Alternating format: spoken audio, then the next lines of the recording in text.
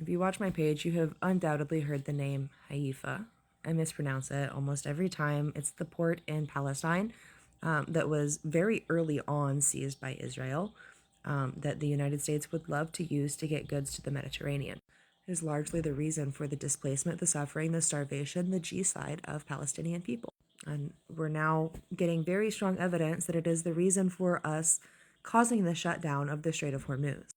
See, America does this thing, right? When they have an end goal in mind, they simply create the problems, create the conditions to allow that end goal to come to fruition. Our end goal is and always has been control of the Middle East, not peace in the Middle East, control of the Middle East, financial, profitable control of the Middle East. China has similar goals. Our control of the Middle East is contingent on a pipeline that goes through Saudi, up north, through Palestine, but the port of Haifa specifically, out into Greece, and then into the Mediterranean, into Europe. Through the Mediterranean, through Greece, out into Europe. China's opposition goes through Iran. It hits actually most countries of the Middle East. It provides goods to a lot more people than ours does. So China's goes through Iran, Afghanistan, who is opposition to one of our allies in the Middle East. It then comes west, eventually making its way into Turkey, out through the Mediterranean, through Cyprus, again into Europe. So with this very clearly unfolding now, everything that I've said is unfolding here. What should be on your bingo card next? Turkey, Cyprus, Greece, the Kurds. But regardless of what's coming next, it doesn't matter, because maybe I get 200, 300 people that see this video that see that up next is Cyprus, up next is Turkey. What does it matter? Honestly, truly, what does it matter? What are we actually going to do to fix this system? Because we all know that the answer is nothing. Because this system is what allows Americans to have that very little bit of privilege that they have. And because as disgusting as this is, and as disgusting as it was when I was telling you that this was the plan a year ago, and everybody, it was so disgusting that it was so shocking that nobody could wrap their mind around it. Nobody could believe it. But now it gets released at the exact right moment in time as the Strait of Hormuz is shut down, as the world is in a panic over their ability to have energy, to have food, to feed their family, their people.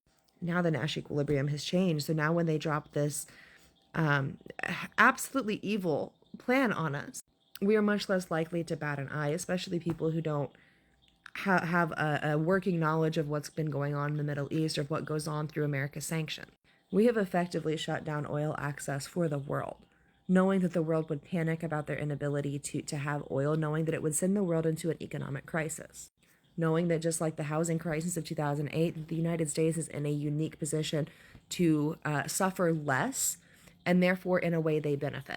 If the entire world is suffering, but you're suffering less, you have now profited through your lack of losses. It is the exact reason that we financially recovered so quickly in comparison to the rest of the world, why we gained an edge after our housing crisis in 2008. Although our markets caused it, we benefited. And the Strait of Hormuz is no different, because although our military has caused this shutdown, this crisis, we're going to benefit by selling the solution. That solution is sold to the American people, to the people of the world. That solution is sold to our useful opposition, the Kurds. The solution is sold in a way that you are likely to buy onto, no matter what side of any particular conflict you fall into. Because if you're pro-is, guess what? They need this pipeline to stay relevant. But also if you're pro-pal, guess what? They need that pipeline to stay relevant. They just don't have control of it right now. The solution, the pipeline in itself, is a solution that is causing G-slide, that is causing suffering, and that is going to be sold to you as the obvious choice. You will be socially engineered to approve of this pipeline. And for what? For who?